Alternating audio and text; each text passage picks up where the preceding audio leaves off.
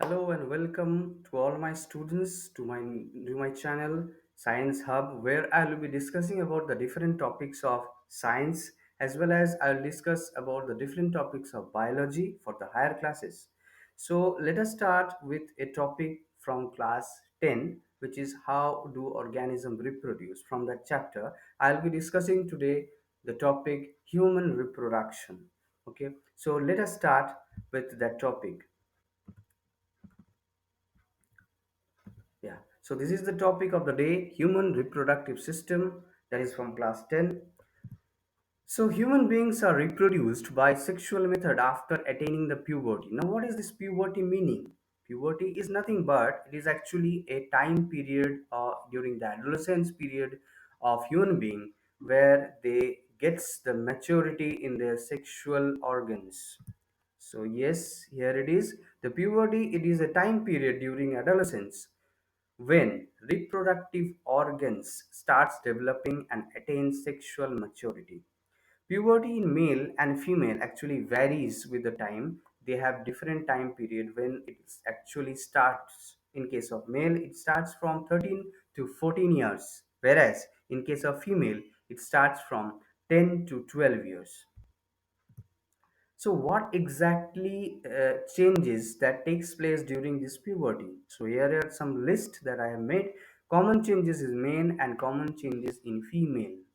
So as you can see here, the few changes are mentioned or marked with the same color. It actually indicating the similarities, the similar changes that takes place in both the cases as male as well as for the female. So what are those changes? Common changes: oily skin, appearance of the oily skin, appearance of the pimples. These are the common changes in case of male as well as female. Thick hair growth in armpits and genital area. This is also a common change that we can see in case of male as well as in female. What are the difference now? So what are the different changes that takes place during the puberty? In case of male, facial hair starts growing actually, which we call it braid. Then voice begin to crack, male reproductive organs begin to enlarge. In case of female, what we can see breast size increases, or the size may develop. The starts of the menstrual cycle. So these are some important features or important changes that takes place during the puberty of male and female. Now move on to the next slide. What actually bring these changes? That is a very important question. So the answer is the hormones. We know hormones are present inside our body that actually help to maintain the internal environment as well as the coordination between the different organs and uh, maintain the balance, right? So these sex hormones actually play the major role to bring these changes and the development of the sexual organs and also the sexual character, but it may vary. As in case of male, this could be actually testosterone, the name of the hormone that play important role in male sexual organ development is testosterone, whereas in case of female it is estrogen or progesterone. Okay. Next, we can move on to the structure of the male reproductive system. So basically, male reproductive system consists of four parts. Number one is testis. Number two is tubule or duct. Number three is accessory glands, and number four it is penis. So one by one now we will discuss in detail. So first one is testis. So move on to the next slide where we will discuss about the testis part. So a pair of oval-shaped testes present in a walled sac called scrotum. So here you can see this is the walled sac that is called scrotum, within which the testis is present. Now testis is consist of two parts, seminiferous tubules and Leydig cells. So seminiferous tubules is the place where actually the sperms are getting produced during by the process of spermatogenesis. So the name of the process by which the sperms are produced inside this testis is known as spermatogenesis. Next we have Leydig cells. What is their role? They actually present between the seminiferous tubule. you can see here in this picture or image, the seminiferous tubules are seen. These are the seminiferous tubule part within which the Leydig cells are actually scattered. So the main role or function of the Leydig cell is to produce the male sex hormone, which is testosterone. That is the main function. Okay, after testes, we will have tubules or ducts. So we have three types of ducts here: epididymis, vas deferens, urethra. So, what is this epididymis? It is a coiled tube-like structure. It is a temporary storage site for the sperms. As you can see here in the picture, this part is actually the epididymis, which is inside. If you see the internal structure, it will be a coiled tube-like structure where, after releasing from the testes, the sperms are actually stored there for a small interval of time. That's why it is a storage site for the sperm. Inside the epididymis, sperms are actually become mature and develop its motility. Right. Next, we have vas deferens. We can see here in the picture that the blue color duct, which is just after the epididymis, just connected with the tail of the epididymis. Okay, so this blue color duct, which is known as vas deferens, it is also known as the sperm duct. It connects the testis to the urethra in order to allow the passage of semen, right? Next, we have urethra, which is a common passage for both sperm as well as for urine. So when we see the structure, the whole structure of the male reproductive system, we can see easily how this tubules or some accessory glands or the whole structure is associated. Then I will explain it again.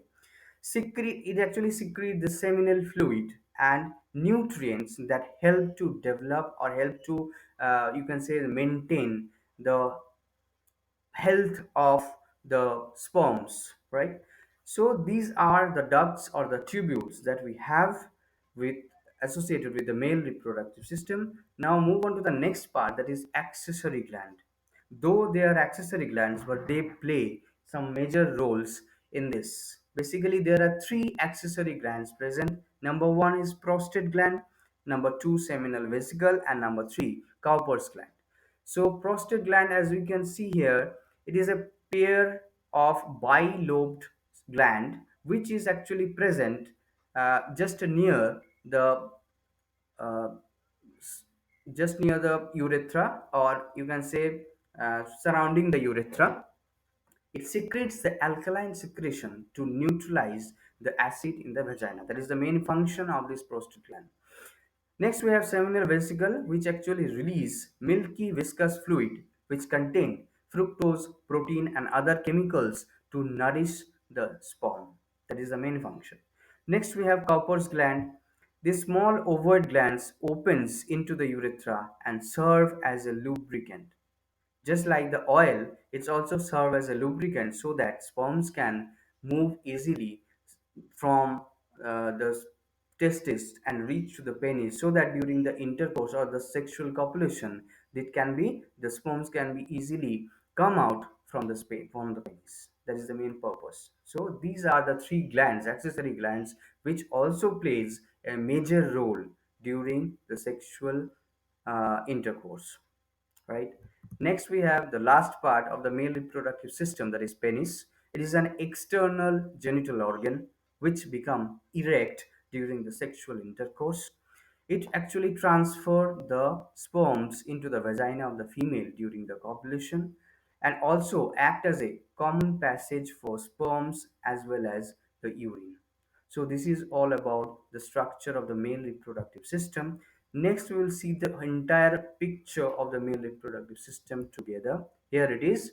So as we have already discussed, this is, you can see the testis. It is inside the scrotum and associated with the epididymis, which again connected with one more duct, which is called sperm duct or vas deferens, which ends up here in the common passage. And also seminal vesicle, Cowper's gland, prostate glands are also associated and ends up here in this common passage, which is also called urethra. And finally, through this urethra, the mixture of sperm as well as the nutrients and other things, which is collectively called semen, comes out during the sexual intercourse and released through this penis into the vagina of the female reproductive system. So this is how the entire male reproductive system actually works, and these are the parts of it, and this is the main function. These are the functions of those parts. Okay, so that's all for this topic. I hope you have understood the entire concept. If you have any doubt, any queries, you can write in the comment section below, and I will try to answer as much as possible. And next videos, I'll be discussing about the next part, maybe with the female reproductive system. So till then, bye bye. I think all of you will be just stay safe and stay healthy at home. And bye bye. That's it.